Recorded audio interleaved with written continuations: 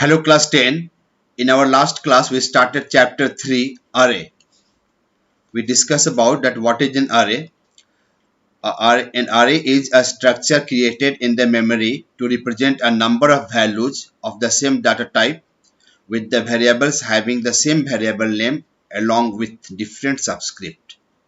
And it is also called an array is also called subscripted variable. There are two types of array. Basically there are two types of array, single dimensional array and double dimensional array. And we discuss how to declare an array. So there are four different ways to input in an array. To do the inputting in an array, there are four different ways: by using assignment statement, by using function argument, that is called BlueJ system, by using input stream reader class, and by using a scanner class. In our last class, we have already discussed the programs based on the assignment, that how to create an array and give the data. Okay, in today's class we are going to learn that how to do the inputting by using the scanner class. In this method the data values are given during the execution of the program. Okay, where the data values are given during the execution of the program. Let us see a question. Write a program to accept any 10 different numbers in a single dimensional array. Display the sum and average of all the numbers. Now let us see how to do. Since you are going to do the inputting through a scanner class, so you have to import java.util package as usual. So import java.util.scanner. Public class sum average, class name sum average. Then comes the main method. Then we have created the scanner object in scanner in equal to new scanner system.in. Now we are declaring an array here. We are declaring an array int n square bracket equal to new int 10. So when this line will execute, what will happen? It will declare an array n, and it will occupy the space in the computer memory to store 10 elements at different location, that is n0 till n9. So this will take place. That means size of the array is 10. So it will declare an empty array, but nothing is stored in it. See, all the cells are empty. Nothing is stored in this cell. So this much will be done. Now using the scanner method, now we are going to fill all these cells of the array. So let us do int I s equal to 0, sum equal to 0 to calculate the sum. System out println enter any 10 numbers. Let us, a message is given to we have to press how many numbers? 10 numbers. Then a loop is here. For I equal to 0, I less than 10, I plus plus.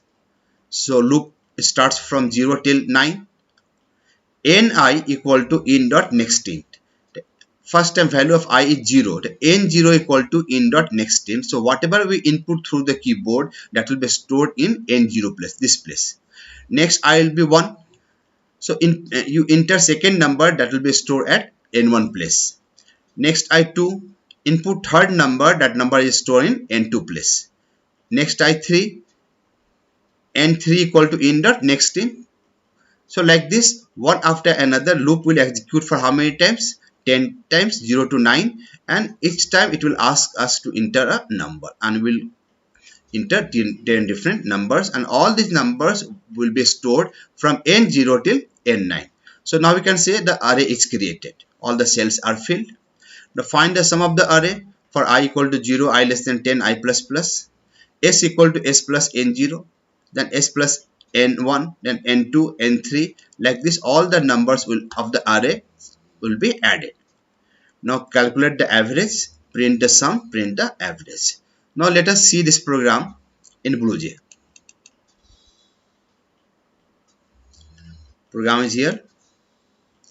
Compile. No syntax error. Close. void main, okay. Enter 10 numbers, randomly enter 10 numbers, any 10 number, and see here the output comes. I have entered 1 to 10 number, sum equal to 55 and average equal to 5.5.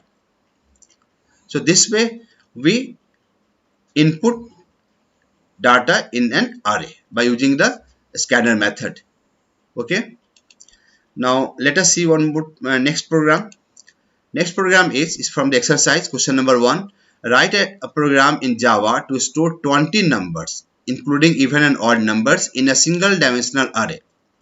Calculate and display the sum of all even numbers and all odd numbers separately.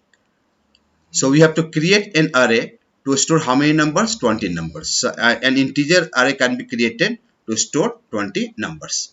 Okay. Now once again the same import java.scanner,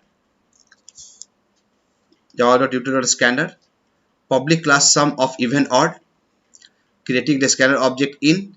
Now we have declared an array n, and what is the size? The size of the array is 20. The size of the array is what? Size of the array is 20. So this time it will occupy the place n0 till n19. n0 till n19. Int I, index variable, a message is displayed. System out println, insert any 20 numbers. Now for I equal to 0, I less than 20, I plus plus, ni equal to in dot next int. The first time the number will be stored at n0 place, that is the first location, first index. Next I will be 1, n1 place, that is second location, n2 third place, n3 fourth place, like this one after another. We have to input how many numbers? 20 numbers we have to input. Okay. Now we have to find the sum of even numbers and sum of odd numbers separately. For I equal to 0, I less than 20, again the same loop we are executing here.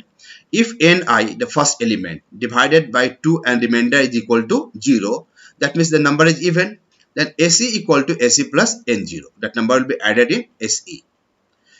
If it is not equal to 0, then else if ni modulus 2 equal to 1, that means if it is an odd number, then SO equal to a sum of odd. SO means sum of odd equal to sum of odd plus N0. Again go for the next I. Next I will be 1. If n1 modulus 2 equal to 0, then that number will be added to SE.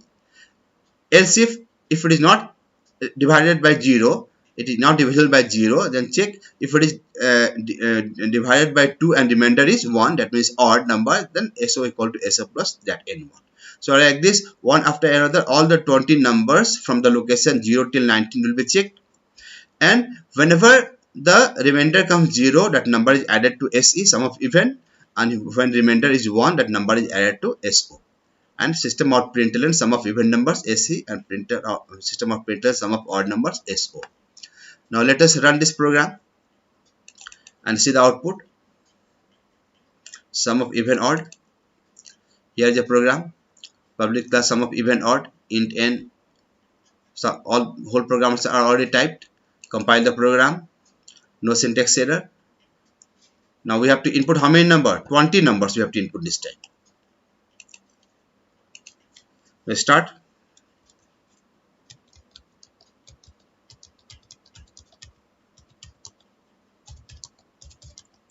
Randomly I am pressing the number.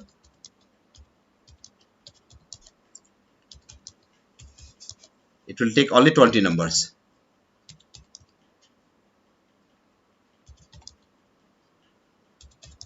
See. So after inputting 20 numbers, entering 20 numbers, we have entered the 20 numbers. So sum of even numbers equal to 516 and sum of odd numbers equal to 1082. Okay. So sum of even and odd numbers are printed separately of the array. One more questions we'll discuss today. Programming question number 2. Before this, let us see use of the length function. See, to find the length of the array, the actual length of the array, not counting from the 0, the actual length, how many members are there, how many elements are there, the length function is used. The length function, in a small case, the length function is used to find the length. Length means number of elements of an array. What is length function? It is used to find the length means number of elements of an array. Its syntax is array name without the square bracket. don't give the square bracket, array name dot length. For example, int a equal to 1 2 3 4 5. So how many elements are there? 5 elements. So int len for length equal to array name is a dot length, right, length. So the value of len will be 5. What will the value of len? Value of len will be 5. How 5? Because there are 5 elements in it. There are 5 elements, so value of length will be 5. So this length function is used to find the actual length of an array. Remember it, we are going to use it in our next program. If the number of elements is not known in an array, that how many elements are there, so you cannot form the loop. So you can use the length function to execute the loop, and with the help of length function we can write our program. Next question is question number 2. Write a program in Java to store 20 temperatures in degree Fahrenheit in single dimensional array and display all the temperatures after converting them into degree Celsius. Formula already know, C by 5 equal to F minus 32 by 9. Okay, so C will be temperature as C equal to 5 into F minus 32 by 9. Once again, C equal to 5 into F minus 32 by 9. So see the program. Import java.util.scanner public class temperatures. Now since we are going to handle temperature, so array is double type, double f equal to new double 20. So array is created of 20 size. Int I index variable, system out println enter 20 temperature in degree Fahrenheit. For I equal to 0, I less than f dot length. See, this time we have used the length. The f size is 20, the length will be 20. That means I equal to 0 and I less than 20 means till 19 times. Once again, understand it. How many times the loop will run? Since the size of the array is 20, but it starts with the 0. So I equal to 0 and I less than f dot length will come 20. So I less than 20 means till 19. The first input the first temperature, f0 equal to in dot next double, next I will be 1 equal, f1 equal to in dot next double. So like this way this loop will execute for 20 times and we have to input 20 temperatures in Fahrenheit. Now calculate the temperature in Celsius, double Tc equal to 0.0. For I equal to 0, I less than f dot length, I plus plus Tc equal to 5 into fi. Why fi? F0 minus 32, next time will be f1, then f2, like this one by one all the elements will come. Okay, so let us see this program.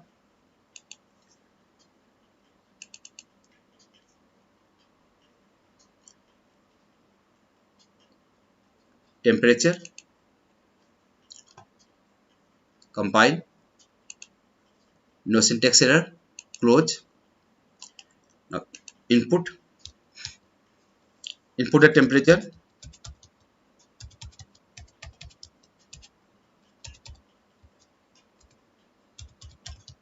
just go on inputting the temperature.